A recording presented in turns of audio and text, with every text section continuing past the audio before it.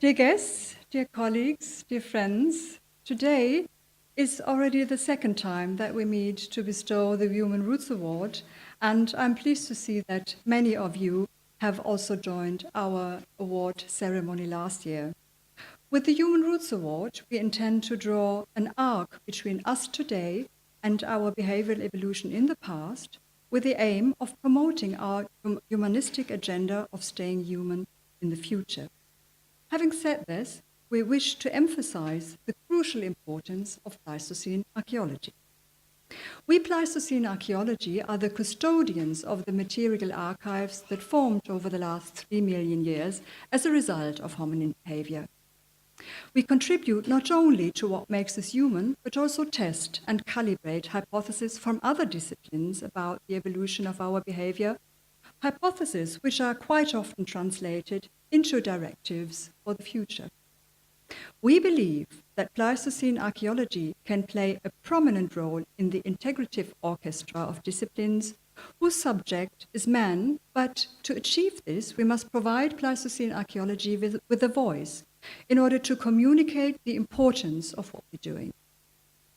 This particular kind of communication forces us to think and to read outside of our comfort zones, and this is definitely nothing the academic system rewards. But for us in MONREPOS, this turned out to be a blessing in disguise. And this is basically the reason why we're all here together today. We only recently began with this particular kind of communication in MONREPOS, but through this innovative work, we have already noticed that we are definitely on the upgrade. If we keep our eyes peeled for upcoming global trends in society that are likely to sustain for the next couple of decades, we'll find that the old will become the new, so trend researchers say. A hybrid society bringing together Silicon Valley and rural Wheat Valley, it is the fusion of high-speed, high-tech, and slow craftsmanship is what trend researchers foresee for the immediate future, with folk costumes coming back into fashion and all dyed in that brown color that we already had during the 1980s. Fashion upcycling and retro style are just two of the very bizarre harbingers of these future trends all of you know.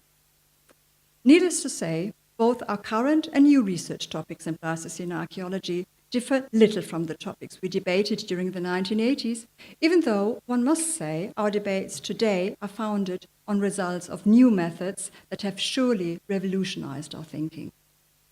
In this context, it is of course no wonder that we now pose questions which were provocative in the 1960s, the 1980s, and are still provocative today, of what makes us human, what exactly makes us human between nature and nurture. With the return to past material cultures, a new flourish in public awareness of ancient studies and also especially archaeology is to be expected. And this is a prognosis that keeps us and our mission for Pleistocene archaeology quite optimistic for the future. Unfortunately, not only positive things have happened since we met last year. On the 2nd of June, Irenäus Eibel-Eibesfeld passed away. Professor Eibel-Eibesfeld was the founder of the discipline of human ethology in the 1960s, and his research was driven by the search for human universals. He was an inspiring thinker whose research was not undisputed. Especially his theory on the xenophobic inheritance of humans provoked tremendous critique, although today, in view of the global refugee crisis, this research cannot be more up to date. Professor Eibel-Eibesfeld supported our agenda wholeheartedly, and we are left behind having lost a patron and a trailblazer who provided us with a tremendous amount of food for thought. And instead of spending a minute in silence, as is the custom, I would like, together with you, to give a huge round of applause to pay tribute to this pioneer thinker.